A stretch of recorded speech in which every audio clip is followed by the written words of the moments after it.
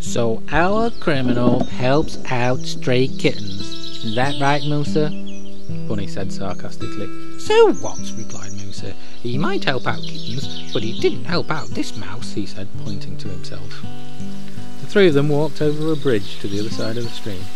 I'm beginning to doubt you, Musa, said Jehu, returning to his stern voice.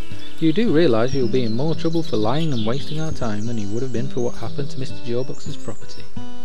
Musa could again feel the tears creeping into his eyes. Why won't you believe me? He said desperately as they came across the pond.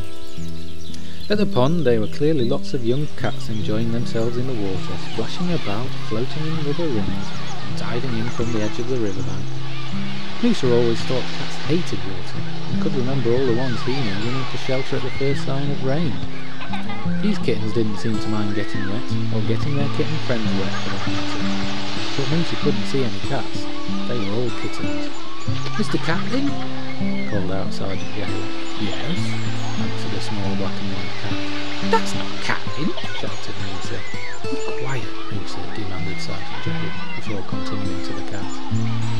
Do you live at 16 Longfin Thicket? Yes, I do. Is there a problem? Said Catlin in a quite concerned tone. But he's black and white. He should be grey, pleaded Musa before being told to shush again. Have you been here all day? Inquired Bunny. Yes, replied Catlin. Just as I thought, Bunny added, glaring at Musa. The little mouse decided it was time for him to ask a question.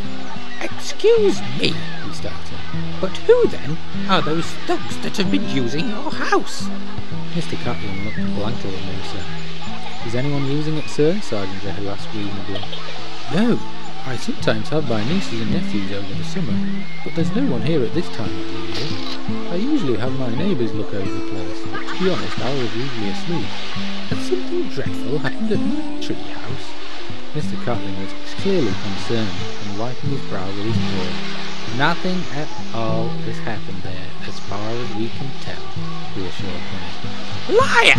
Shouted Musa, to the amazement of everyone. You're a liar! He shouted at Mr. Catlin again. This time even the kitten stopped playing.